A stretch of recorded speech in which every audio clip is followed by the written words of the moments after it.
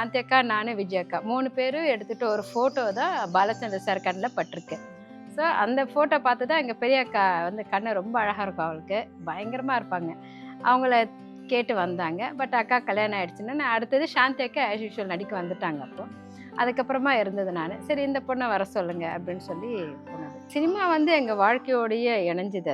அது நாங்கள் சின்ன வயசுலேருந்தே அதை பார்க்குறோம், அதை கூடவே வளர்ந்தவங்க நாங்கள்.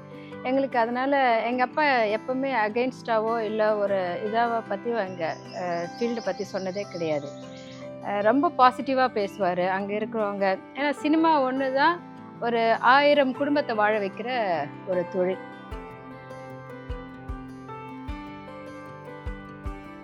எங்கள் அப்பாவுக்கு அப்புறம் எங்கள் ஃபேமிலியில் வந்து எடுத்து வைக்கணும், முன்னெடுத்து வர்றதுக்கு எங்கள் அக்கா ஒரு காரணம். சாந்தி அக்கா என்னோட சிஸ்டர்னு தெரிஞ்சிட்ட அப்புறம் அவங்க என் மேலே காட்டின அன்பும் சரி, என்னை ரொம்ப டேக் கேர் பண்ணிக்கிட்டாங்க. சாந்தி பற்றி பேசுவாங்க, ரொம்பலாம் பேச மாட்டாங்க அக்கா. நம்ம ஒரு வாட்டி பழகிட்டோம்னா பயங்கரமாக பேசுவோம்ல, அந்த மாதிரிலாம் பண்ண மாட்டாங்க.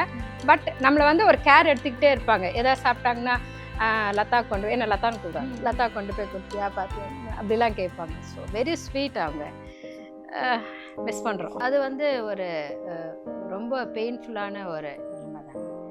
யாராக இருந்தாலும் தனிமை, தனியாக தான் பிறந்தோம், தனியாக தான் வாழ்கிறோம், தனியாக தான் நம்ம இந்த உலகத்தை விட்டு போகிறோம். குழந்தைகள் மட்டும் ஏன் ரொம்ப நம்மளுக்கு அட்டாச் ஆகுறாங்களா, நாம தான் இந்த உலகத்துக்கு அவங்கள கொண்டு வரோம். அப்போது பாண்டு ரொம்ப ஜாஸ்தியாகுது. சித்து இறந்தது எனக்கு மிகப்பெரிய வருத்தம். என்னால் அதை கடந்து வர்றதுக்கு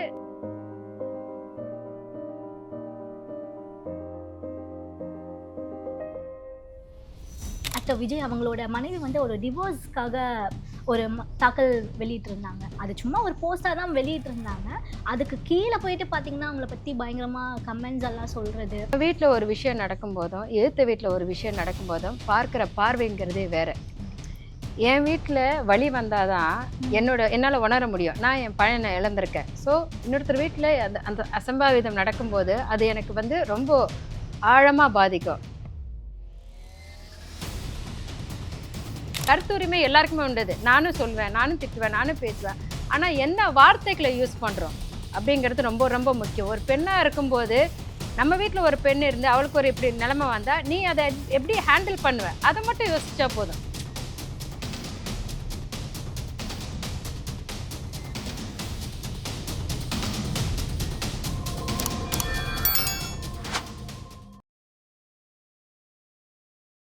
வணக்கம் லலிதா குமாரி. வணக்கம். ஸோ உங்களை பார்த்தே ரொம்ப நாள் ஆச்சு, ஆஃப் ஸ்க்ரீன் போய் ரொம்ப நாள் ஆச்சு. நீங்கள் கண்டிப்பாக உங்களை பார்க்கும் போதே தெரியுது, ஏஜிங் லைக் ஒயின்னு சொல்லுவாங்க. ஸோ அப்போ பார்த்த மாதிரி இப்போவும் அப்படியே இருக்கீங்க. இந்த இயற்கையோட ஒன்றிய வாழ்க்கை வந்து உங்களை இப்படியே வச்சிருக்குன்னு நினைக்கிறேன். ரொம்ப எங்காவே ஆயிட்டு போகிறதுக்கு என்ன ரீசன் சொன்னீங்கன்னா ஃபாலோ பண்ணிக்குவோம். அவ்வளோலாம் ஒன்றும் இல்லை, நீங்கள் இதெல்லாம் நார்மல் லைஃப் தான் மேம். என்னுடைய ரொட்டீன் லைஃப் வந்து காலையில் ஒரு 3:30 மணிக்கு எழுந்துக்கிறது, அப்புறம் குளிச்சுட்டு சாமி கும்பிட்டுட்டு வாக்கிங், ஆஸ் யூஷுவல் வாக்கிங், பசங்க ஸ்கூலுக்கு போகும்போது அவங்கள கொண்டு போய் விடுறது வர்றது, அதுக்கு நடுவில் என்னோடய வேலைகள்லாம் பார்த்துக்கிறது, அந்த நாளைக்கு ஏற்ற தண்ணி குடிக்கிறது, எக்ஸசைஸ் பண்ணுறது அப்படின்னு சொல்லி என்னென்ன கொஞ்சம் நானும் பார்த்துக்கிட்டேன். அதனாலயா கூட இருக்கலாம். சூப்பர். ஏன்னா வியப்பாக தான் இருக்குது நீங்கள் சொல்கிறது கேட்கும்போது. ஏன்னா 3:30 மணிக்கு எழுந்திருக்கிறதுலாம் எங்களுக்கு மிட் நைட் தான். ஓகே, உங்கள் அப்படியே அந்த கெரியர் ஃபீல் அப்படி போனோம்னா அந்த இளங்கன்று பயம் அறியாது அப்படின்னு சொல்லுவாங்க. ஸோ ஃபஸ்ட்டு படமே வந்து இயக்குனர் சிகரம் பாலச்சந்தர் சார். ஸோ என்ன வயசில் இந்த கெரியர் வந்து உங்களுக்கு ஸ்டார்ட் ஆச்சு? அவர் எப்படி உங்களை கண்டுபிடிச்சார்? ஆக்சுவலி நான் 9th ஸ்டாண்டர்ட் படிக்கும்போது பாலச்சந்தர் சார் ஆஃபீஸ்லேருந்து ஒரு கால் வந்திருந்தது. அந்த படத்துக்கு ஒரு ஆள் வேணும். அதே என்னுடைய பெரிய அக்கா விஜய் சாமுண்டீஸ்வரின்னு இருக்காங்க, அவங்கள தேடி தான் அந்த கேரக்டர் வந்தது. பட் அதுக்குள்ளே அக்கா கல்யாணம் ஆகிட்டு போயிட்டாங்க. நம்ம அந்த காலத்துலலாம் பார்த்திங்கன்னா, இப்போல்லாம் வாட்ஸ்அப்பில் விஷஸ் சொல்கிறோம்ல, அப்போல்லாம் பார்த்திங்கன்னா ஃபோட்டோ கார்டு எடுத்து அனுப்புவோம். டைரக்டர்ஸு, ப்ரொடியூசர்ஸு, தெரிஞ்சவங்க எல்லாருக்குமே. இப்போ நான் உங்களுக்கு அனுப்புனேன்னா என்னோடய ஃபோட்டோ கார்டில் தான் ஹாப்பி பொங்கல், ஹாப்பி தீபாவளின்னு போட்டு அனுப்பிச்சி விடுவோம் நாங்கள். அது நாங்கள் சினிமாக்காரங்க சினிமா வழியில் வந்த ஒரு பழக்கம். அது அந்த காலத்தில் அது இருந்தது. அப்படியே நாங்கள் 3 பேரும், சாந்தி அக்கா, நான், விஜய் அக்கா 3 பேரும் எடுத்துகிட்டு ஒரு ஃபோட்டோ தான் பாலச்சந்தர் சார் கண்ணில் பட்டிருக்கு. ஸோ அந்த ஃபோட்டோ பார்த்து தான் எங்கள் பெரிய அக்கா வந்து கண்ணு ரொம்ப அழகாக இருக்கும், அவளுக்கு பயங்கரமாக இருப்பாங்க. அவங்கள கேட்டு வந்தாங்க. பட் அக்கா கல்யாணம் ஆயிடுச்சுன்னா, நான் அடுத்தது சாந்தி அக்கா ஆஸ் யூசுவல் நடிக்க வந்துட்டாங்க அப்போ. அதுக்கப்புறமா இருந்தது நானு. சரி இந்த பொண்ண வர சொல்லுங்க அப்படின்னு சொல்லி போனது. 9th ஸ்டாண்டர்ட் ஹாலிடேஸ்ல வந்து குவார்ட்டர்லி ஹாலிடேஸ் இருந்தது. கூப்பிடுறாரு அப்படின்னு போனோம். உண்மையிலேயே சொல்றேன், உண்மைதான். அ யாருன்னே தெரியாது. அவ்வளோ பெரிய ஒரு லெஜண்ட் டைரக்டர். இவ்வளோ உயரத்துல இருக்கிற அவரு நம்ம சர்வசாதாரணமா அப்படியே கூப்பிட்டு வந்தாரு. பார்த்துட்டு நாளைலருந்து ஷூட்டிங் அப்படின்னு சொல்லிட்டாரு. மறுநாள் போனேன். பார்த்தா சுஹாசினி அக்கா இருக்காங்க, ரமேஷ் அரவிந்தன் இருக்காங்க, ஸ்ரீதர் சார் இருக்காங்க. நிறைய பெரிய ஆர்டிஸ்ட்டு. அக்காலாம் அப்போ ரொம்ப பெரிய ஸ்டார் ஹாசினி அக்காலாம். பட் அதெல்லாம் எனக்கு வந்து என்ன சொல்றது? அது நம்ம வீடு மாரி இருந்தது. என்னோட வீட்டுக்குள்ள நான் போய் ஒரு கலாட்டா பண்ணேன் எப்படி இருக்குமோ, அப்படிதான் அந்த 4 நாள் ஷூட்டிங்கும் போச்சு. ரொம்ப சிறப்பாவும் இருந்தது. ஜாலியாவும் இருந்தது. ஸோ அப்பாவும் வந்து இந்த கலை பின்னணி கொண்டவர் தான். அப்பா வந்து 50ஸ் அந்த 60ஸ் டைம்ல வந்து அனந்தன் சார். ஸோ அவர் வந்து உங்களுக்கு லைஃப்ல சொன்ன அட்வைஸ் அந்த மாரி ஏதாவது ஞாபகம் இருக்கா? எங்க அப்பா வந்து 60ல வந்து பெரிய ஹீரோ. ம். நெறைய படம் பண்ணியிருக்காங்க. 80 படம் கிட்ட பண்ணியிருக்காங்க. விஜயபுரி வீரன், வீர திருமகன், கொங்கு நாட்டு தங்கம், ம். நீயா நானா, குபேரத்தீவு இந்த மாரி நெறைய படங்கள் பண்ணியிருக்காங்க. சினிமா வந்து எங்க வாழ்க்கையோடயே இணைஞ்சது அது. நாங்க சின்ன வயசுலேருந்தே அத பார்க்குறோம். அத கூடவே வளர்ந்தவங்க நாங்க. எங்களுக்கு அதனால எங்க அப்பா எப்பவுமே அகைன்ஸ்டாவோ, இல்ல ஒரு இதாவ பத்தியோ எங்க ஃபீல்ட பத்தி சொன்னதே கிடையாது. ரொம்ப பாசிட்டிவா பேசுவாரு. அங்க ம். இருக்கிறவங்க ஏன்னா சினிமா ஒண்ணு தான் ஒரு 1000 குடும்பத்த வாழ வைக்கிற ஒரு தொழில். மேபி மத்தது நெறைய இருக்கலாம். இங்க பார்த்தீங்கன்னா, 24 கிராஃப்ட் இருக்கு. அதுக்கு கீழ ஒருத்தங்க, அதுக்கு கீழ அப்படின்னு சொல்லி நெறைய பேர வாழ வைக்கிறது. அதனால எங்க அப்பா எப்பவுமே பெருமையா சொல்லுவாரு. ம். சினிமாங்கிறது ஒரு ப்ரவுடு. அதுல இருக்கிறதெல்லாம் நம்மலாம் கொடுத்து வச்சிருக்கணும். அப்படிங்கிற ஹேப்பி மொமெண்ட்டையும் நல்ல விஷயத்த தான் எங்களுக்கு சொல்லிக் குடுத்துருக்காரு. சூப்பர். இப்ப வந்து நீங்க பெரிய பெரிய சீனியர் ஆக்டர்ஸ் கூட நீங்க பண்ணியிருக்கீங்க. ரஜினிகாந்த் சார், விஜயகாந்த் சார், அ சவு க Goundamani sir, Senthil sir. So உங்களோட ட்ரேட் மார்க் அப்படின்னு ஃபர்ஸ்ட்டு எனக்கு ஞாபகம் வருதுன்னா வந்து அந்த அண்ணன், தங்கச்சி உங்களுக்கு அந்த கோட்டிங் போட்டு ஆமா. அந்த சீன் நீங்க எப்படி ஏன்னா நெறைய பார்த்துருக்கேன். நெறைய இன்டர்வியூஸ்ல பார்த்தேன். நீங்க வந்து அது பண்ணவே மாட்டேன். எப்படி உங்கள நீங்க சமாதானப்படுத்துனாங்க அத பண்றதுக்கு? எஸ்பி முத்துராமன் சார் தான் டைரக்டர் அதுக்கு. ஓகே. அம் நான் நெறைய பெரிய டைரக்டர்ஸ் படத்துல தான் நடிச்சிருக்கேன். சின்ன சின்ன கேரக்டர்ஸ் பண்ணாலும் ம். கம்ஃபர்டபுளா இருந்தா தான் படத்து ஷூட்டிங்க்கு போவேன். இல்லைன்னா சாந்தி அக்கா எப்படி பார்த்தேன்னா, "அக்கா உனக்கு போக வேணாமான்னு?" கேட்பாங்க. ம் அப்படின்னேன்னா, ஷூட்டிங் இல்ல. ஒடிச்சு சொல்லிடுவாங்க. ஸோ எனக்கு கம்ஃபர்டபுளா இருக்கிற ஏன்னா நான் நல்லா இருக்கிற அந்த ம். கம்பெனிஸ் தான். எஸ்பி முத்துராமன் சார்லாம் எங்க அப்பாவோட ரொம்ப காலத்து நண்பர். அவரு படம் கூப்பிட்டு அனுப்பிச்சாரு. போனோம். இந்த மாரி கருப்பு மேக்கப்னானே, சரி நோ நான் பண்ண மாட்டேன் அப்படின்ட்டேன். நான் ஏற்கனவே கருப்பா இருக்கேன். நான் அதெல்லாம் பண்ண மாட்டேன்னு ஒரே அழுகை. அப்புறம் என்ன கூப்பிட்டு சமாதானப்படுத்தி, விஜயகுமாரி அம்மா படத்த சொல்லி அந்த பாட்டுலாம் எனக்கு ரொம்ப பிடிக்கும். கண்ணா ம். கருமை நிற கண்ணா இருக்குல்ல. ஆமா. அதில பாரு எவ்வளோ அழகா இருக்காங்க. கருப்பா இருக்கவங்கலாம் அசிங்கம் கிடையாது. நீ ரொம்ப அழகா இருக்க அப்படின்லாம் என்ன ஐஸ் வச்சு அந்த படத்துல அந்த சீன் பண்ண வச்சாங்க. ஒரு பாதி நாள் ஷூட்டிங் நின்னுடுச்சு. ஷூட்டிங்கே நின்னுச்சு. நின்றுச்சு. ஏன்னா, என்ன வந்து சரி பண்ணணும்ல அவரு. என்ன கன்வின்ஸ் கண்டிப்பா. பண்ணி நான் அத ஏத்துட்டு நடிக்கணும். அப்படி நடிச்ச படம் தான் அது. வாழ்க்கையில உண்மையிலே அ பாலச்சந்தர் சார் ஃபர்ஸ்ட் டே பண்ண அந்த ஒரு நாளையும், இந்த நாளையும் என்னால மறக்கவே முடியாது. கண்டிப்பா. அதுக்கப்புறம் உங்களோட இன்னொரு ஒரு மறக்க முடியாத ஒரு இது அப்படின்னு சொன்னா, புலன் விசாரணை. அந்த படத்துல வந்து பாத்தீங்கன்னா, உங்கள அந்த செவுரோட இது பண்ணுவாங்க. அது எப்படி ஏன்னா நெறைய பேர் அது பண்ண மாட்டாங்க. கண்ணுல மண்ணு போகுமா? இல்ல மூக்குல மண்ணு போகுமான்னு தெரியாது. அது வந்து ஒரு கேரண்டீடே இல்லாத ஒரு ரோல் இல்லையா? நம்மளுக்கு என்ன ஆகும்னே சொல்ல முடியாது. அது எப்படி இதுக்கு வந்து கன்வின்ஸ் அனந்தராஜ் சாருக்கு தான் தேங்க்ஸ் சொல்லணும். ஏன்னா எனக்கும் சினிமா தெரியாது. கண்டிப்பா. அப்படியே இப்ப இருக்க புரிதல்லாம் அப்ப சினிமாக்கு கிடையாது. ம்.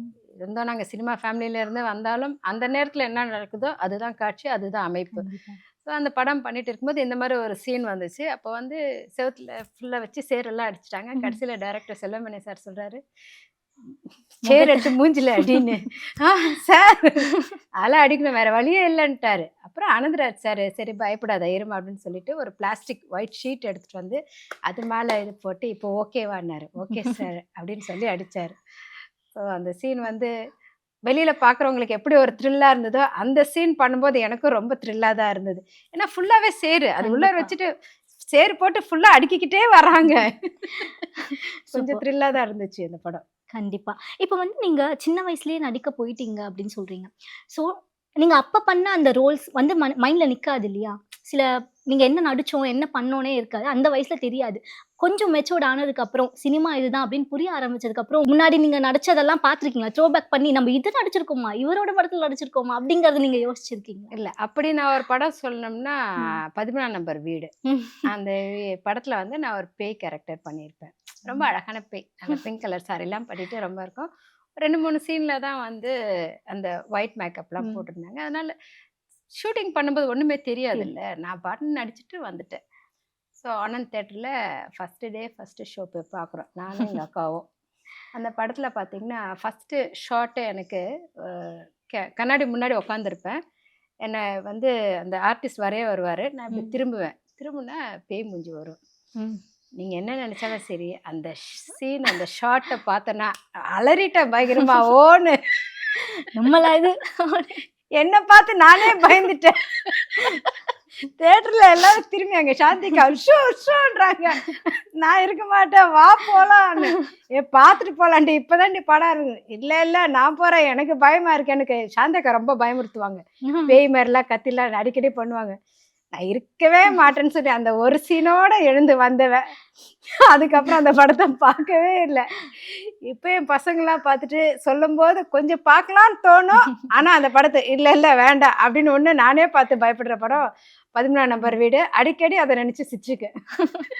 நீங்க அடிக்கடி அக்கா பத்தி சொல்லிட்டே இருக்கீங்க.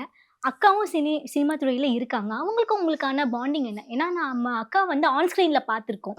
ஆஃப் ஸ்க்ரீன்ல அக்கா உங்ககிட்ட எப்படி? ஆஃப் ஸ்க்ரீன்ல எல்லா அக்கா மாரி தான் எங்க அக்காவும் இருப்பாங்க. நாங்க அடிச்சுக்குவோம், புடிச்சுக்குவோம், கொஞ்சிக்குவோம், சண்டை போட்டுக்குவோம், ஊட்டிக்குவோம், ஊர் சுத்துவோம், எல்லாமே பண்ணுவோம். நீங்க எப்படி உங்க அக்கா தங்கச்சிங்களோட இருக்கீங்களோ, அதேதான். பட் எங்க அக்கா மேல எனக்கு ஒரு தனி மரியாதை உண்டு. எங்க அப்பாக்கு அப்புறம் எங்க ஃபேமிலில வந்து எடுத்து வைக்கணும், முன்னெடுத்து வர்றதுக்கு எங்க அக்கா ஒரு காரணம். எங்க அக்கா நடிக்க வந்து ஒரு 2 இயர்ஸ்ல தான் நானும் நடிக்க வந்துட்டேன். பட் அந்த அதோட துணிவு, அவங்களோட தைரியம், அதெல்லாம் பார்த்து தான் எனக்கெல்லாம் சரி நடிக்கலாமே, அக்கா தான் இருக்காங்களே. அப்பாவோட அக்கா ஃபீல்ட்ல இருக்கால, அக்கா பார்த்துப்பா நம்மள அப்படிங்கிற ஒரு தைரியம் வந்து எங்க அக்கா கிட்ட இருந்து தான் எனக்கு வந்தது. ஸோ அக்கா எப்பவுமே எனக்கு ஸ்பெஷல். சூப்பர். இப்போ அக்கா மாதிரியே இன்னொரு அக்கா அப்படின்னு நீங்க ஒரு ஸ்பெஷல் இன்டர்வியூல முன்னாடி ஒரு இன்டர்வியூல சொல்லியிருக்கீங்க. Silk Smitha ma'am. ஸோ அவங்கள பத்தி சொல்லுங்க. அவங்களுக்கும் உங்களுக்கான அந்த பாண்டிங் எப்படி? அக்கா சில்க் அக்கா வந்து பார்த்தீங்கன்னா, எங்க சாந்தி அக்கா வந்து ரொம்ப பேசுவாங்க. ம். சிமிதா அக்காவ பத்தி நெறைய சொல்லுவாங்க. அவ இப்படி, அவ அப்படி, எனக்கு இது கொடுத்தா, அது கொடுத்தா, என்ன நல்லா பார்த்துட்டா. அவங்களோட சொந்த படம் ப்ரொடியூஸ் பண்ணபோது கூட சாந்தி அக்கா வந்து அதில டான்ஸ் பண்ணியிருந்தாங்க. எல்லாரும் கேட்பாங்க, எப்படி அவங்க பிஹேவ் பண்ணுவாங்க. ஏன்னா, அவங்க வந்து வெளி உலகத்துக்கு பார்த்தீங்கன்னா, ரொம்ப ரூடா தான் இருப்பாங்க. ஆனா, ம். உள்ளுக்குள்ள ரொம்ப குழந்தை. எனக்கு அவங்க கூட நடிக்கிற ஒரு படம் வாய்ப்பு வந்தது. நீங்களும் ஹீரோ தான் அப்படிங்கிற ம். படம். ஒரு 10 நாள் நாங்க அவுட்டோர் ஷூட்டிங்ல இருந்தோம். அ அதில வந்து சாந்தி அக்கா என்னோட சிஸ்டர்ன்னு தெரிஞ்சுட்ட அப்புறம், அவங்க என் மேல காட்டுன அன்பும் சரி, என்ன ரொம்ப டேக் கேர் பண்ணிக்கிட்டாங்க. சாந்தி பத்தி பேசுவாங்க. ரொம்பலாம் பேச மாட்டாங்க அக்கா. நம்ம ஒரு வாட்டி பழகிட்டோம்னா பயங்கரமா பேசுவோம்ல, அந்த ம். மாரிலாம் பண்ண மாட்டாங்க. ம். பட் நம்மள வந்து ஒரு கேர் எடுத்துக்கிட்டே இருப்பாங்க. ஏதாவது சாப்பிட்டாங்கன்னா, லதா கொண்டு போய் என்ன லதான்னு கூப்பிடுவாங்க. ம். லதா கொண்டு போய் குடுத்தியா? பாத்தியா? அப்படிலாம் கேட்பாங்க. ஸோ வெரி ஸ்வீட் அவங்க. சூப்பர். அ மிஸ் பண்றோம். மிஸ் பண்றீங்க. இப்ப வந்து பயங்கரமா ஒரு ஒரு சினிமா அந்த ஃபீல்ட்ல வந்து ஒரு பீக்ல போயிட்டே இருக்கும்போது, ஃபேமிலி ஓவர் சினிமா நீங்க சூஸ் பண்ணதுக்கு என்ன ரீசன்? ஏன்னா நல்ல ஒரு ஒரு கேரக்டர் ரோல்ஸ் பண்ணிட்டு இருந்தீங்க. நெறைய வாய்ப்புகளும் உங்களுக்கு வந்துகிட்டே இருந்ததும் நாங்க கேள்விப்பட்டுருக்கோம். அப்படி ஒரு ஒரு ஹீரோயினுக்கு ஒரு பீக் ஹீரோயினுக்கு நிகரான ரோல்ஸ் எல்லாம் கூட வரும்போது, இல்ல வேண்டாம் அப்படின்னு சொல்லி நீங்க ஓவர் ஃபேமிலிய நீங்க சூஸ் பண்றதுக்கு ரீசன்? இல்ல நான் படம் பண்ணதே ரொம்ப செலக்டிவா தான் பண்ணேன். ம். எனக்கு நெறைய கேரக்டர்ஸ் வந்தாலும், எனக்கு உடன்படுற, எனக்கு ஓகேன்னு சொல்ற என் மனசு ஓகே சொன்ன இந்த படத்துல. அப்படின்ற படத்துல தான் நான் பண்ணேன். ம். நெறைய வாய்ப்புகள் வந்தாலும். அதுக்கப்புறம் எனக்கு வந்து காதல், அப்புறம் கல்யாணம் ஆச்சு. அதனால ஃபுல்லா ஃபிலிம விட்டுட்டு ஃபேமிலி லைஃப்ல இருந்தேன். அந்த ஃபேமிலி லைஃப்ல ஒரு பிரேக் வந்தோனே, மறுபடியும் பசங்களுக்காக எடுத்துட்டு, பசங்கள லீட் பண்ணிட்டு, அப்படியே நல்லபடியா போயிட்டு இருக்கேன். நீங்க ஃபர்ஸ்ட்டு சொன்ன மாதிரி என்னோட குழந்தைகளுக்காக தான் இந்த ஃபார்ம் ஹவுஸே நீங்க பண்ணேன் அப்படின்னு சொன்னீங்க. உங்களோட பேரண்டிங் ஸ்டைல் என்னன்னு சொல்லுங்க மேம்? என்னோட பேரண்டிங் ஸ்டைல் கேட்டிங்கன்னா தெரியலையே. யார் யார் பண்ணுவாங்க, யார் யார் ஒத்துக்குவாங்க. பட் என் பசங்கள தான் கேட்கணும். காலையில ஒரு 5 மணிக்கெல்லாம் எழுந்துருவாங்க. எழுந்து குளிச்சுட்டு ஸ்ட்ரிக்ட்டான அம்மா தானா? 100% 100க்கு 100% வந்து கண்டிப்பான அம்மா தான். காலையில 7:30 மணிக்கெல்லாம் ஸ்கூல்ல இருக்கணும். ம். ஷிஷ்யால படிச்சாங்க 2 பேருமே. ஓகே. காலையில எழுந்து டியூஷன் முடிச்சுட்டு மறுபடியும் அவங்கள ம். கொண்டு போய் ஸ்கூல்ல விட்டுட்டு வந்துட்டு அப்புறம் அதுக்கப்புறம் டியூஷன் இருக்கும். அவங்களுக்கு பாட்டு கிளாஸ் இருக்கும். பியானோ கத்துக்கிட்டாங்க. ஸோ இது எல்லாத்துலேயுமே காலையில என்னோட லைஃப் ஸ்டைல் அவங்க கூட வந்து ஒரு 7 மணிக்கு ஸ்டார்ட் ஆச்சுன்னு வச்சுக்கோங்க. ம். டில் 8:30 வரையும் எங்களுக்கு டியூஷன் கூட்டு போயிட்டு வருவேன். அதுக்கப்புறம் வந்து பாட்டு கிளாஸுக்கு கூட்டு போவேன். அதுக்கப்புறம் பியானோ கிளாஸுக்கு கூட்டிட்டு போவேன். ம். ஸோ அப்படியே டைட்டா வச்சிருப்பேன் நானு. 8 மணி ஆனவுனே எல்லாரும் தூங்கிருவோம். மறுபடியும் காலையில ஸோ 4 அதே மணிக்கு ரொட்டீனா அப்படி. ரொட்டீன். உங்களோட பொண்ணோட ஒரு வீடியோ வந்து ரீசென்ட்டா நான் பார்த்தேன். ஒரு கான்சர்ட்ல பாடுற மாதிரி. ஸோ அவங்களுக்கு இது இது அதாவது மோஸ்ட்லி வந்து ப சினிமா ஃபீல்ட்ல இருக்கவங்க வந்து அவங்க டாட்டர்ஸ் வந்து ஒரு ஸ்பாட்லைட்ல வேண்டாம் அப்படின்னு முடிவு பண்ணுவாங்க. அந்த மாதிரி நீங்களும் முடிவு ஏன் பண்ணியிருக்கீங்க? வேண்டான்னு சொல்லணும்? இல்ல எங்களுக்கு தானே சினிமா நல்லா தெரியும். நீங்க எட்ட இருந்து பார்க்குறவங்க. நாங்க ஓகே. அது உள்ள வாழ்றவங்க. ஸோ எங்களுக்கு எது ப்ளஸ்ஸு, எது மைனஸ்ன்னு எல்லாமே தெரியும். ம். ம். ஆம், பசங்கலாம் இப்போ கொஞ்சம் நம்மள மாரிலாம் கிடையாது. நாங்கலாம் நடிக்கும்போது எங்களுக்கு இந்த ஸ்பேஸ்லாம் இல்ல. ம். டிவி இல்ல, ஃபோன் இல்ல, வெளி உலகம் இல்ல, பத்திரிக்கை மட்டும் தான். அதில தான் நான் பார்ப்போம் நம்ம. கண்டிப்பா. மேக்ஸிமம் அவ்வளோதான் பார்ப்போம் நம்ம. யூடியூப்லாம் கிடையாது நம்ம. ம். இப்போ அவங்களுக்கு நெறைய புரிதல் இருக்கு. எது செய்யணும், எது செய்ய வேணாம் ம். அப்படிங்கிற ஒரு புரிதல் இருக்கு. கண்டிப்பா. நாமளும் அதுக்கு ஏத்த மாரி இது நல்லது, இது கெட்டது, இது செய்யாத, இத பார்த்து பண்ணிக்கோ அப்படின்னு ம். சொல்ற அட்வைஸ் பண்ற அளவுக்கு நம்மளும் அவங்கள வளர்த்து வச்சிருக்கோம். கோவை சரளா மேம் கூட வந்து உங்கள அடிக்கடி பார்க்க முடிஞ்சது. அந்த டிவோஷனல் வீடியோஸ், விளாக்ஸ் அதெல்லாம் எங்க இருந்து ஸ்டார்ட் ஆச்சு மேம்? நான் சின்ன வயசுலேருந்து அம்மா கூட நெறைய கோயிலுக்கு போவேன். நெறைய ட்ராவல் பண்ணுவேன். எங்க அம்மா நெறைய கோயில் கூட்டிட்டு போவாங்க. ம். திங்கட்கிழமை வந்து ஒரு கோயில், செவ்வாய்க்கிழமை வந்து டி நகர்ல இருக்க முருகன் ம். கோயில், புதன்கிழமை வந்து நம்ம மாங்காடம்மன் கோயிலு, வியாழக்கிழமை வந்து ராகவேந்திரா கோயிலு, ம். வெள்ளிக்கிழமை வந்து அகஸ்தியர் கோயிலு, சனிக்கிழமை வந்து கோவிலா? நீங்க சொல்ல சொல்ல ஆஞ்சநேயர் கேட்டுட்டு இருக்கேன். என்ன ஆஞ்சநேயர் கோயில். இப்படி டெய்லி ஒரு ஒரு நாளைக்கு ஒரு ஒரு கோயில் கண்டிப்பா ஒண்ணு ஸ்கூலுக்கு முன்னாடி போயிட்டு வருவோம். காலையிலேயே போயிட்டு வந்துருவோம். இல்லன்னா வந்து ஸ்கூல் முடிச்சுட்டு அதுக்கப்புறம் கூட்டிட்டு போவாங்க அம்மா. அம்மா கூட நெறைய டிராவல் பண்ணுவேன் நான் கோயில்ல. ஓகே. அதுக்கப்புறம் எனக்கு பேசிக்காவே எனக்கு ஒரு கோயிலுக்கு போறதுன்னா எனக்கு ரொம்ப பிடிக்கும். ம். ஒரு பழமையான கோயில் யாராவது இருக்குன்னு சொன்னாங்கன்னா, அம்மாகிட்ட சொல்லிட்டு அங்க போயிடணும். அத பார்த்துட்டு வந்துடணும் அப்படிங்கிற இது இருந்தது. ஓகே. வாழ்க்கையில சில நேரங்கள்ல நாமளே கத்துக்க ம். வேண்டிய தருணங்கள் வரும்போது, நான் சூஸ் பண்ணது வந்து இந்த travelling. Travelling. Super. Himalaya, Rishikesh. ம். ஆமா. ரிஷிகேஷ்க்கு போயிட்டு கேதார்நாத் கூட போயிருந்தீங்க. நான் போயிருக்கேன். நான் கேதார்நாத் ஒரு 23 தடவ போயிருக்கேன். So yes. ஒரு தடவ போறதுக்கே நம்மளுக்கு குடுப்பன இருக்க மாட்டேங்குதேன்னு யோசிப்பேன் இல்ல நான்லாம். அதெல்லாம் முயற்சி தாங்க. முயற்சி தான். அதாவது கண்டிப்பா. அந்தந்த நாட்கள்ல இருக்கிற முயற்சிகள். ஸோ அது அப்படியே போக ஆரம்பிச்சது. அப்புறம் பசங்களோட போனது அதெல்லாம் போனோனே, சரளாக்கா வந்து என்கிட்ட கேட்டிருந்தாங்க. "ஏய் ம். போம்போது சொல்லுடி" அப்படின்னு சொல்லிட்டு. சரி ஓகே போலாம்க்கா அப்படின்னு சொன்னேன். ஓகே. அப்புறம் போம்போது, "அக்கா இந்த மாரி நம்ம யூடியூப் பண்ணலான்னு இருக்கேன். பண்ணலாமா?" ம். "ஏய் அதுக்கு என்னடி தாராளமா பண்ணுடி. நம்மள பார்த்து 4 பேர் போனா நமக்கு தானே புண்ணியம். தாராளமா எடுத்து போடு" அப்படின்ட்டாங்க. அதான் அவங்களோட பெருந்தன்மை. மத்தவங்கள கண்டிப்பா. ஏதாவது இருந்தா யோசிச்சிருப்பாங்க. இவன் ஏன் சம்பாரிக்கணும்னு நெனச்சிருப்பாங்க. இதுல என்ன வருது, என்ன போகுதுன்னு யாருக்கும் தெரியாது. ஆனா அவங்களோட மைண்ட் எல்லாம் அதுல தானே நெக்ஸ்ட் வந்து ஃபினான்ஷியல் இதுக்கு தான் போவோம். பட் அக்கா கண்டிப்பா. ரொம்ப ஸ்வீட். எனக்கு நான் எப்ப சொன்னாலும் என் கூடலாம் கொஞ்சம் டிராவல் பண்றது கஷ்டம் தான். ஏன்னா ரொம்ப கிடுகிடுன்னு ஓடுவேன் நானு. அக்கா எனக்கு மேல ஸ்பீடு. நானே ம். அசந்தாலும் அக்கா வந்து வா போலாம் அப்படிங்கிற மாரி ரொம்ப சப்போர்ட் பண்ணி என்ன கூட்டிட்டு போனாங்க. கண்டிப்பா. ஸோ அவங்களுக்கு இந்த சிவன் மேல பயங்கரமான பக்தி அக்காக்கு. ஸோ இந்த கேதார்நாத், ம். அப்புறம் மானசரோவர் இதெல்லாம் போம்போது அக்காவ கூட்டிட்டு போயிட்டு, அப்படியே என்னுடைய சேனல்லயே அக்கா வர ஆரம்பிச்சுட்டாங்க. ஓகே. இப்போ வந்து உங்களோட அந்த நடிப்பு இப்போ நீங்க இல்ல. பட் இன்னும் ஒரு கூட சான்ஸ் கிடைச்சா, ரீசென்ட்ல சான்ஸ் கிடைச்சா நான் பண்ணுவேன் அப்படின்னு இருந்தா ஓகேவா உங்களுக்கு? வாய்ப்புகள் கிடைத்தா இப்ப பண்ணலாம். பசங்க பெருசாயிட்டாங்க. ம். முதல்ல வந்து பசங்கள கூட்டிட்டு போனோம். பசங்க ஸ்கூல் இருந்தது. ஓகே. அது ஒரு காலகட்டம் இருந்தது. இப்ப 2 பேருமே பெரியவங்களா ஆயிட்டாங்க. ம். அதனால டெஃபினட்டா நெறைய டைம் இருக்கு இப்போ. இருக்கு. So yes. நீங்க ரீசென்ட்டா ஒரு சீரியல் கூட ப்ரொடியூஸ் பண்ணியிருந்தீங்க இல்லையா மேம்? ஆமா. Colours serial. தறின்னு சொல்லிட்டு கலர்ஸ்ல வந்து ஓகே. தறின்னு சொல்லிட்டு ஒரு சீரியல். ம். காஞ்சிபுரம் ஃபுல்லா வச்சு எடுத்தோம் நாங்க. ஓகே. அது வந்து என்னை தயாரிப்பாளராக நான் உருமாற்றிக் கொண்ட சீரியல். ரொம்ப சிறப்பா இருந்தது. ரொம்ப நல்லாவும் இருந்தது. அது ஒரு ம். புது எக்ஸ்பீரியன்ஸ். ஒரு நடிகையா இருந்து, ஒரு ப்ரொடியூசரா மாறணும் அப்படிங்கும்போது, இதுல எல்லாம் வந்து ஒரு என்ன சொல்றது, ஒரு ராஜ உபச்சாரமா வாழ்ந்த நாங்க ஒரு ப்ரொடியூசர் ஆகும்போது எப்படியெல்லாம் வந்து இழுக்கப்படுறோம் அப்படிங்கிறது தெரிஞ்சுது. உண்மையிலேயே அதுக்கப்புறம் ப்ரொடியூசர்ஸ்னா ரொம்ப மரியாதை ஆயிருச்சு. இப்போ நீங்க வந்து நெறைய சீனியர் ஆக்டர்ஸ் கூடலாம் பண்ணியிருக்கீங்க. இவர் கூட நடிச்சத என்னால மறக்கவே முடியாது. அப்படின்னு நீங்க நெனைக்கிற ஒரு மொமெண்ட்? ரஜினி சார் சொல்லலாம். ம். மாப்பிள்ளை ம். மாப்பிள்ளைன்னு ஒரு படம் பண்ணேன். சும்மா ஷூட்டிங்கில் இருக்கும்போது கூப்பிட்டாங்க. வந்து பாருங்க அப்படின்னு சொல்லிட்டு அங்கே போனால் ரஜினி சார் எனக்கு அது ஒரு சர்ப்ரைஸ். அந்த சீன் வந்து கொஞ்சம் பெரிய சீனு. கிட்டத்தட்ட ம். ஒரு 1 1/2 நாள் எடுத்தாங்க. ஓ! ஐத்தான் வந்து ஆமா. கட்டிப்பிடிப்பேன் அந்த சீனு. அதுதான் ஃபஸ்ட்டு இதுவே எனக்கு. அந்த கம்பெனியோட ஃபஸ்ட்டு டே ஃபஸ்ட்டு ஷாட்டே அதுதான் எனக்கு. ம். அதுக்கப்புறம் முடிச்ச உடனே எல்லாருமே வந்து என்னை ரொம்ப அப்ரிஷியேட் பண்ணாங்க ரஜினி சார். அவர்கிட்ட நான் பார்க்குறது ரஜினி சாரா இருக்கட்டும், விஜயகாந்த் சார் ஆகட்டும், பிரபு சாரா இருக்கட்டும், இவங்க ம். கூடலாம் நான் படம் பண்ணியிருக்கேன். அவங்களோட அ என்ன பார்த்த உடனே "ஆனந்தம் பொண்ணு வருதுப்பா" அப்படிதான் சொல்லுவாங்க. நான் வந்து லலிதான்னு சொல்ல மாட்டாங்க, சாந்தி தங்கச்சின்னு சொல்ல மாட்டாங்க. ஸோ எங்க அப்பாவோட வேல்யூ வந்து எனக்கு அப்பதான் வந்து இன்னும் அதிகமா புரிய ஆரம்பிச்சது. "ஆனந்தம் பொண்ணு வந்துருச்சு, வாம்மா" அப்படின்னுவாங்க. ஸோ ஆனந்தம் பொண்ணு தான் அவங்களுக்கு. அந்த கண்ணோட்டத்த மட்டும் தான் பார்த்தாங்க. அது ரொம்ப பெருமையான விஷயமா இருந்தது.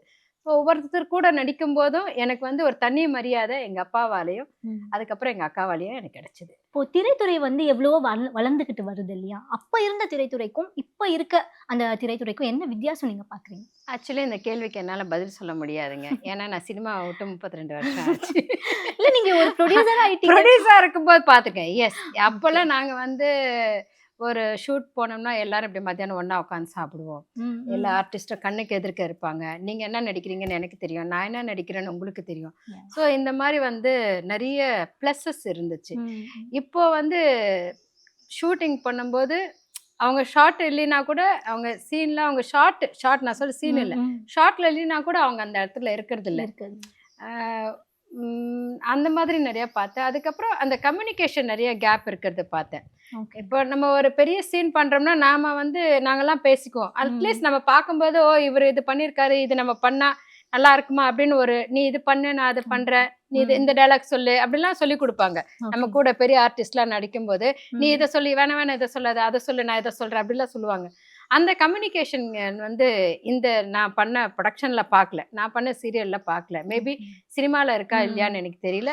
ஆனா ரொம்ப டஃப்பா தான் மாறிடுச்சு. ரொம்ப மாறிடுச்சுன்னு சொல்லலாம். இப்போ வந்து பெண்களுக்கு வந்து அந்த சினிமா துறையில இருக்க அது வந்து அப்பத்துல இருந்தே ஒரு ஒரு விஷயம் வந்து கேரி ஆயிட்டே இருக்கு இல்லையா?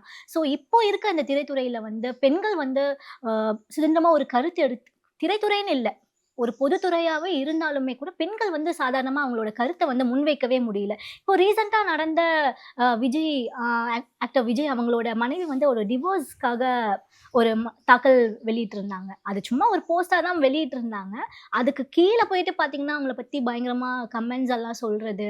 இதெல்லாம் வந்து ஒரு பெண்கள் வந்து ஒரு ஒரு விஷயத்த பத்தி வெளியிலேயே சொல்ல முடியலையே! அப்படிங்கிற ஒரு ஒரு இது இருந்துகிட்டே இருக்கும் இல்லையா நமக்கு. அத பத்தி நீங்க என்ன நினைக்கிறீங்க மேம்? மேம் ஆக்சுவலி இது ரொம்ப டீப்பான விஷயம். சாதாரணமா கிடையாது. அது நானா இருந்தாலும், நீங்களா இருந்தாலும். நம்ம வீட்ல ஒரு விஷயம் நடக்கும்போதும், எதிர்த்த வீட்ல ஒரு விஷயம் நடக்கும்போதும், பார்க்கிற பார்வைங்கிறதே வேற. கண்டிப்பா. என் வீட்ல வலி வந்தா தான் ம். என்னால உணர முடியும். நான் என் பையன இழந்திருக்கேன். ஸோ இன்னொருத்தர் வீட்ல அந்த அந்த அசம்பாவிதம் நடக்கும்போது, அது எனக்கு வந்து ரொம்ப ஆழமா பாதிக்கும். ஆனா மத்தவங்களுக்கு அது இருக்கணும்னு அவசியம் கிடையாது. ஏன்னா அவங்க வெறும் பார்க்குறாங்க. ம். பார்த்துட்டு அது வந்து கடந்து போயிடுவாங்க. எங்களால அது கடக்க முடியாது. பெண்களுக்கே உரிய இது அதுதான். ஒருத்தவங்க போடுறாங்கன்னா, அவங்களோட தனி உரிமை. இன்னைக்கு அவங்க வெறும் அந்த நபர மட்டும் அவங்க குறிப்பிட்டு பேசுறதில்ல. அந்த நபர பேசும்போது, அவங்களோட பிள்ளைகள் ம். கண்டிப்பா. நான் இப்ப என்ன பத்தி பேசும்போது, நான் 4 பேர போய் பார்க்கணும். ம். என்ன மத்தவங்க பார்க்குற கண்ணோட்டமே வேற மாரி ஆயிடும். ம். ஒண்ணு ரொம்ப பரிதாபமா பார்ப்பாங்க. ம். "அட இந்த பொண்ணு, அட ஏன் இந்த அம்மாக்கு" அப்படின்னு கோவமா பேசுவாங்க. இல்ல ஒரு இளக்காரத்தன்மையோட பார்ப்பாங்க. கண்டிப்பா. இது எல்லாமே ஆனா எல்லாத்துக்கும் மேல நாங்க வாழ்ற வாழ்க்கையும், எங்களோட வழியும் எங்களுக்கு மட்டும் தான் தெரியும். அத நீங்க விமர்சிக்க வேண்டான்னு சொல்லல நானு. நீங்க ம். விமர்சனம் பண்ணுங்க. ஆனா அத உங்களோட பகுத்தறிவு வச்சு, கண்டிப்பா. நீங்க அத பண்ணீங்கன்னா கொஞ்சம் நல்லா இருக்கும்ன்றத. ஏன்னா கருத்துரிமை எல்லாருக்குமே உண்டது. நானும் சொல்வேன், நானும் திட்டுவேன், நானும் பேசுவேன். ஆனா எந்த வார்த்தைகள யூஸ் பண்றோம் ம். அப்படிங்கிறது ரொம்ப ரொம்ப முக்கியம். ஒரு பெண்ணா இருக்கும்போது, நம்ம வீட்ல ஒரு பெண் இருந்து அவளுக்கு ஒரு இப்படி நிலைமை வந்தா, நீ அத எப்படி ஹேண்டில் பண்ணுவ? அத மட்டும் யோசிச்சா போதும்.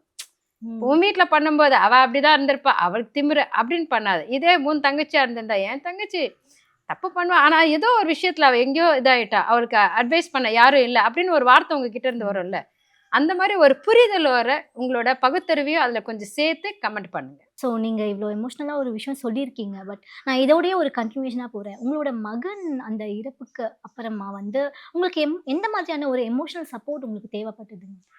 அதுலேருந்து எப்படி நீங்கள் மீண்டு வந்தீங்க? ஏன்னா கூடவே இருந்த ஒரு பர்சன் இல்லையா? அவங்கள நம்ம வந்து இழக்கும்போது அதுலேருந்து வெளியில் வர்றதுக்கு நீங்கள் என்ன? அது வந்து ஒரு ரொம்ப பெயின்ஃபுல்லான ஒரு நிலைமை தாங்க. யாரா இருந்தாலும் தனிமை. தனியாக தான் பிறந்தோம், தனியாக தான் வாழ்கிறோம், தனியாக தான் நம்ம இந்த உலகத்தை விட்டு போகிறோம். நடுவில் வரவங்களாம் வந்து இருந்துட்டு போகிறவங்க தான். ஆனால் குழந்தைகள் மட்டும் ஏன் ரொம்ப நம்மளுக்கு அட்டாச் ஆகுறாங்களா, நாம தான் இந்த உலகத்துக்கு அவங்கள கொண்டு வரோம். அப்போது பாண்டு ரொம்ப ஜாஸ்தியாகுது. சித்து இறந்தது எனக்கு மிகப்பெரிய வருத்தம். என்னால் அதை கடந்து வர்றதுக்கு நான் அதான் சொன்னேன்ல, நான் வந்து நிறைய கோவில் போவேன், நான் நிறைய சாமி கும்பிடுவேன். என் பசங்க என் கூடயே இருந்தாங்க, 2 பசங்க. எனக்கு அதுக்கப்புறம் மேக்னான்னு ஒரு குழந்தை பிறந்தாங்க. ஸோ பசங்களும் கூடயே இருந்ததுனால நான் சித்துவை ரொம்ப மிஸ் பண்ணுறேன். எப்பவும் பண்ணிட்டு தான் இருக்கேன். ஆனால் அது என்னோட விதி. நான் கடவுளை நம்புறதுனால அதை அக்செப்ட் பண்ணுறேன். அவன் என்னோட வாழணும்னு இருக்கணும்னு நினச்ச நாட்கள் இவ்வளோதான். அவன் வந்து கடவுளாக மாறிட்டான் அப்படின்னு நினைக்கிறேன். பட் அவன் இல்லாமல் எவ்வளோ வலிங்கிறது இந்த தருணம் வரையும் நான் உணர்றேன். ஓகே மேம், ரொம்ப எமோஷ்னலாக பேசிட்டோம். நிறைய உங்களோட மெமரிஸ் எல்லாமே வந்து பயங்கரமாக ஷேர் பண்ணீங்க. ஏன்னா நீங்கள் நினச்ச நிறைய பேர் வந்து இப்போ நம்ம கூட இல்லை அப்படின்னாலும் அந்த மெமரிஸ் எல்லாமே நீங்கள் கேரி பண்ணிட்டு இருக்கீங்க. இவ்வளோ அழகாக வந்து எல்லாருமே ஞாபகம் வச்சு ஒவ்வொருத்தர் பற்றியும் ரொம்ப அழகாக சொன்னீங்க. ஸோ இந்த மெமரிஸ் வந்து அப்படியே லைஃப் லாங் வந்து கேரி பண்ணோம் அப்படிங்கிற ஒரு இது இருக்கும் இல்லையா? ஸோ நம்ம வந்து இப்போது இந்த உள்ளே வரும்போதே எப்படா இது என்ன மரம், இது என்ன மரம் யோசிச்சுட்டே வந்தேன். ஸோ 2-3 பேர் சொன்னாங்க இது பாக்கு மரம்னு. எனக்கு பாக்கு மரம்னு எனக்கு தெரியாது. ஸோ அப்படியே நடந்து போயிட்டு இயற்கையை ஒரு வாட்டி பார்த்துட்டு நீங்க நிறைய மரத்தை பார்க்கலாம். நீங்க பாக்கு மரம் இல்லை, நெல்லிக்காய் மரம் பார்க்கலாம், கொய்யா மரம் பார்க்கலாம், சப்போட்டா மரம் பார்க்கலாம், மாங்காய் மரம் பார்க்கலாம், தேங்காய் மரம் பார்க்கலாம், எல்லாமே அப்படி பார்த்துட்டு தொட்டாசினிங்கி பார்க்கலாம். தொட்டாசினிங்கெல்லாம் பார்த்துருக்கீங்களா? அப்படிலாம் தெரியாது, கேள்விப்பட்டிருக்கேன் ஆனால் பார்த்ததில்லை. என்னம்மா நீ, அது பேர் தொட்டா அப்படியே சுருங்கிடும். அந்த செடியெல்லாம் இருக்கு, அதெல்லாம் பாருங்க, அதெல்லாம் ரொம்ப அழகா இருக்கும். அதான் சொல்றேன், இதே பசங்களுக்கும் இந்த என்னோட நிறைய பேர் இங்கே வந்து தங்குறவங்களும் அப்ராடில் இருக்க பசங்களை கூட்டிகிட்டு வரும்போது இங்கே வந்து ஸ்டே பண்ணணும்னு ஆசைப்படுவாங்க. ஏன்னா இது ஒரு டிப்பிக்கல் அப்படியே ஒரு கிராமத்து ஸ்டைலான தோட்டம் தான் இது. இங்கே ஃபுட்டும் பார்த்தீங்கன்னா வந்து நம்ம ஊர் சைடு ஃபுட்டு தான் இருக்கும். சவுத் இந்தியன் சைடு களி, அப்புறம் வந்து நாட்டுக்கோழி, மீன், அந்த மாதிரி நம்ம ஊர் ஸ்டைல் தான் இருக்கும். நார்த் இந்தியனோ இல்லை வந்து இங்கிலீஷ் ஃபுட்டோ அதெல்லாம் கிடையாது. ஏன்னா எங்களுக்கு சமைக்க தெரியாது. நம்ம ஊர் சைடு என்ன சொன்னாலும் சரி கலக்கிடுவோம். அதெல்லாம் போய் கற்றுட்டு வந்துட்டு அது என்னத்துக்கு? நம்ம ஊர்லேயே நல்ல சாப்பாடெல்லாம் இருக்குது. இங்கே வந்து நம்ம வரகுல பண்ணுறோம், திணையில் பண்ணுறோம், திணை பொங்கல் பண்ணுவோம். அந்த மாதிரி சிறுதானியம் சாப்பாடும் இங்கே நல்லா கொஞ்சம் நல்லா எல்லாருக்குமே பிடிக்கும். அதனால் அப்படியே நம்ம கிராமத்து சைடில் மெயின்டைன் பண்ணிகிட்டு இருக்கோம். வாங்க உங்களுக்கு காட்டுறேன். ஒரு 150 வருஷம் பழமையான ஓடு. அங்கே நாங்கள் வாங்கும்போது ரொம்ப பழசாக இருந்தது. ரொம்ப 100 வருஷத்துக்கு மேலேன்னு சொல்லி தான் வாங்க. இந்த ஓடு வீடெல்லாம் இப்போ மறந்துட்டோம் நம்ம எல்லாரும். எல்லாம் ஃபேஷனாக போயிட்டோம். ஆனால் இப்போ தான் தெரியுது அதோட அருமை எல்லாம்.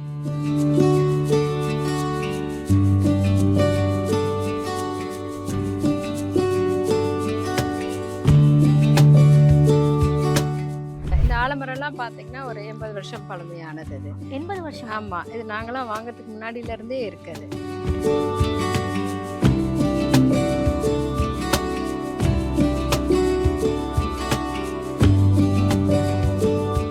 நம்ம தோட்டத்தில் நிறைய விஷயங்கள் இருக்குது. இந்த ஆர்டிஃபிஷியல் ரெயின் சொல்லி ஒன்று பண்ணியிருக்கோம், பசங்கள்லாம் வந்தால் விளையாடுறதுக்கு.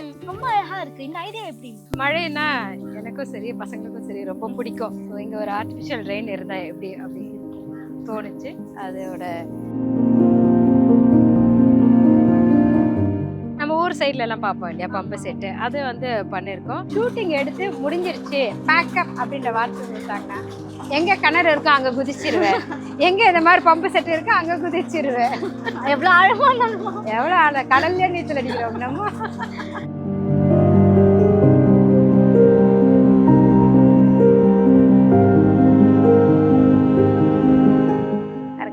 ஏற வேண்டியதா எப்படி? சூப்பர்.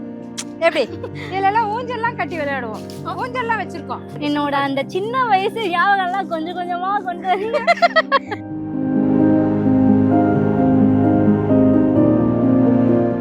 சிட்டி வாழ்க்கையில இருந்து நமக்கு ஒரு 4 மணி நேரத்துக்கு அமைதி வேணும்னா நம்ம தோட்டத்துல வந்து ஜாலியா ஸ்பெண்ட் பண்ணிட்டு நம்ம வீட்டு சமையல் தான் இங்க. வேணும்னா வெளியில இருந்து ஆர்டர் பண்ணிக்கலாம். நாங்க ப்ரிஃபர் பண்றது வந்து இங்கேயே சமைச்சு கொடுத்துருவாங்க.